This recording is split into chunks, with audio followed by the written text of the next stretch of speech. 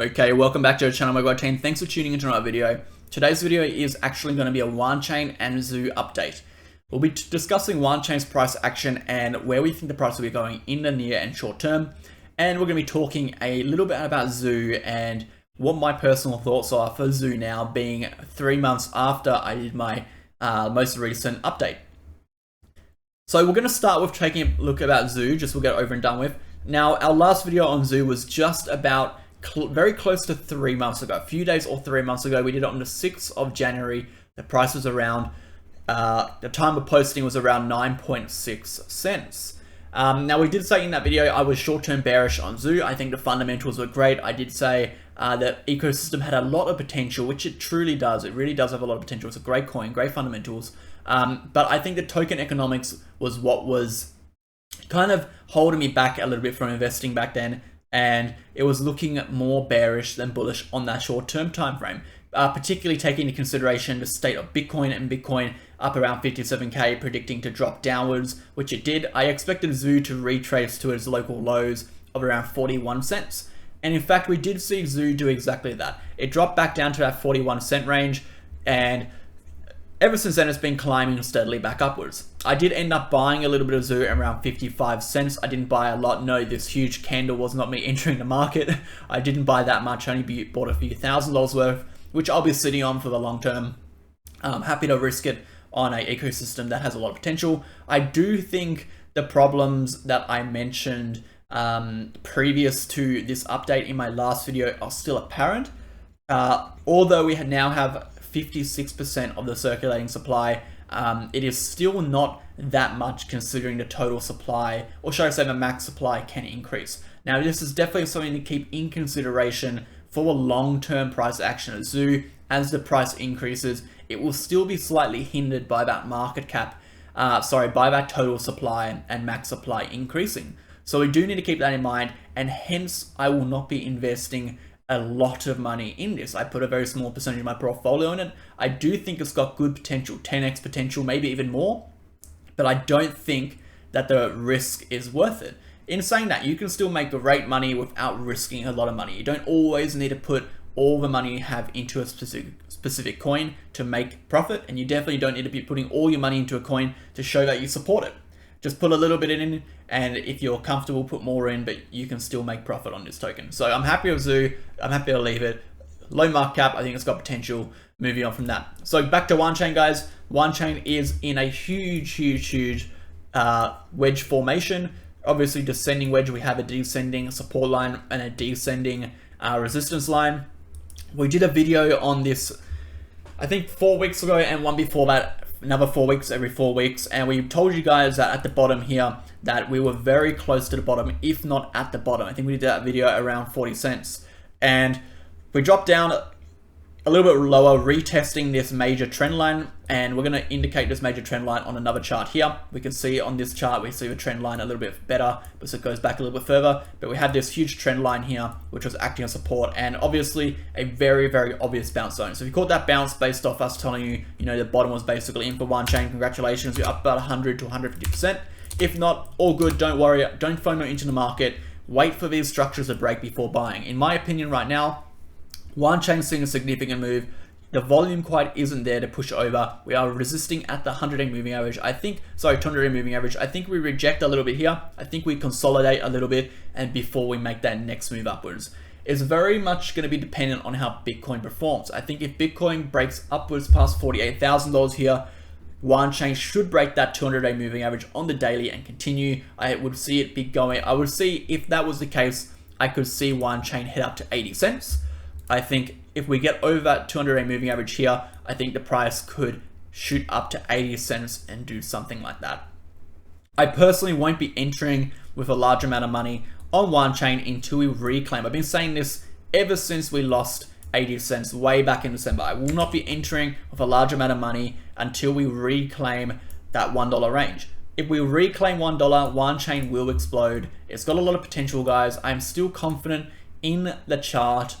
I do have my reasons to why I haven't been as confident in Wanchain lately. There are a few things that I'm not going to mention, but a few personal reasons why I believe it's been a little bit of a disappointment, and I believe a lot of people have been here long enough know that it's been a little bit of disappointment and the team hasn't been providing that well in regards to community interaction and engagement and information.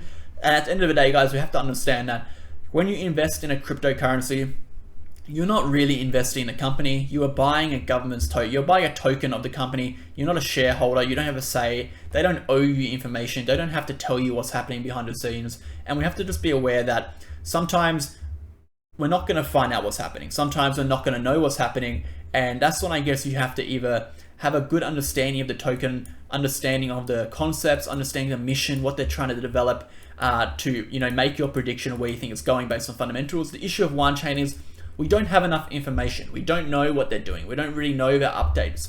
So it's really hard to base or to have a bullish expectation for the coin, particularly on the longer term time frame when the market is heading down and you don't know what to base your analysis on the fundamentals on, because you have nothing. They haven't told you anything. So that's my whole issue of Wanchain. I'm waiting. I'm trading the charts rather than trading the fundamentals right now. I will wait for the dollar break before I enter with large amounts. If you're in it right now, I would consider selling until we close a daily above that 200-day moving average. So selling now, taking whatever profits you've made between this bottom and here, significant amount of course, and then re-entering once we get back above this 100-day moving average. Because if you do sell now and we don't get above the 100-day moving average, well, you've saved yourself a crash. But say we do go push up here, say you sell now and you keep pushing upwards, the most you're missing out on is like a 3 to 5% profit, and you can always just re-enter here. So you're risking 3 to 5% of your profit to secure all the profits you made in the last few days or weeks or whatever. All right, so it's a really good decision to do that. Moving forward from here, guys, we'll talk a bit about the technicals. Let's bring up some of the technical indicators here. So obviously our super trend on the 7-day is a pretty significant sign of trend reversals, and we're not going to be looking at it too much on the 7-day, but we can look at the main concept of what it does on the 7-day and apply it to a short time frame. So we can see here when we break the upper band of this super trend, particularly we have two super trends overlaying each other right now, it indicates a buyer signal when the trend turned green. So you can see here when the price breaks above that second trend, super trend, we get that green buyer signal and we understand the price will continue. So obviously that is around that $1 range over here. Of course, supporting the theory that we've studied before, that dollar range is going to be a major resistance and a level we do need to break above. I do want to bring up the bull market support band on the 7-day because, of course, this is flashing a really positive thing, guys. This is showing us that we have flipped the bull market support band on the 7-day and we are officially in a uptrend according to that bull market support band. Of course, the last time we flipped the bull market support band on the 7-day, we kind of got wrecked the next candle, of course, but we have to keep in mind that was still a massive impulse upwards. I think around a 40% move we got after that, which was massive. Obviously, we held that bull market support band for a while over here, shooting back upwards. What we would really like to see here is still that break of this downward resistance, that bull market support band converging as the price remains above it if we got any chance to push upwards. So it's too soon to tell now, but it's starting to look okay. Moving forward, the 7-day intraday cloud, we broke our conversion line. Obviously, our baseline is going to be acting as a resistance around that 75% range. Nothing too much to talk about here besides the fact that the conversion line is broken. So we have an entry signal, a weak entry signal. That is about it. Okay, the Gaussian channel is telling us that we're pushing in the channel, which is always nice to see, because when you push into the channel, it's very rare that you break it down below the channel again. It can happen a few times, but it's not common, particularly when you spend a large amount of time in the channel. And we talked about the Gaussian channel a few times on this channel, and we've talked about it a lot in reference to other coins. And in fact, we use the Gaussian channel to predict basically every single crash and pump for Bitcoin in the last 2 years. So moving on to our 3-day chart, the chart that I like to use the Gaussian channel on, we can see that that midline is acting as a major resistance. And there's no coincidence, that midline actually lines up pretty well with the 200-day moving average. Crossing past that midline, and what I would like to see is something like this, crossing past midline, acting as support before I move upwards and hopefully breaking through the Gaussian channel, pushing past $1. That is kind of the best case scenario here for the Gaussian channel, what I would like to see. Let's bring up our RSI and MACD. So we can see a few things already on the RSI. I haven't really actually looked at this personally yet, but we can see that we have this downward resistance line that we broke out of. And of course, This was at the same time, if we look at the point on the chart, 52 would have been around 50 cents. It was the same time we got that conversion line cross on Ichimoku Cloud on that weekly chart, indicating positive buying momentum, indicating the market is in now, in fact, a uptrend for Wanchain. So it is looking favorable. If we look at the smaller time frame, we can see we are now testing that resistance. No surprise, it's acting as that downward resistance on this weekly chart, meaning we do have to break over that resistance to see the next move. And of course, on the daily, we're starting to look quite oversold. We are in oversold territory. Last time we were in this oversold territory was in August, where we had a nice little pullback before a continuation upwards. And of course, same thing happened in February. Nice pullback before continuation upwards. I would be safe to assume here that we are going to see a pullback. Let's take a look at where we would expect a pullback to continue downwards to. So the Wanchain chart is quite messy, it's quite choppy, there's a lot of stuff, a lot of peaks. It's really hard to predict what is happening on this chart, and therefore we kind of look at Wanchain from a larger time frame. We don't really like to look at it on this small time frame just because how volatile the coin is. Of course, low market cap coins are always going to be exceptionally volatile.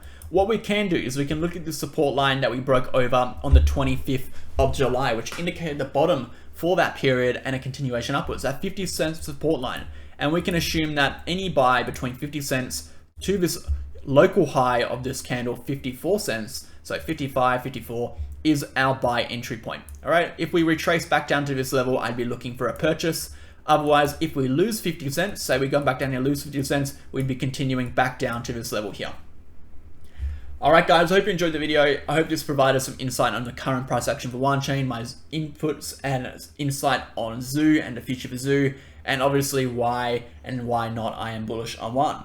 If you have any questions, leave them down below and I'll catch you in the next video.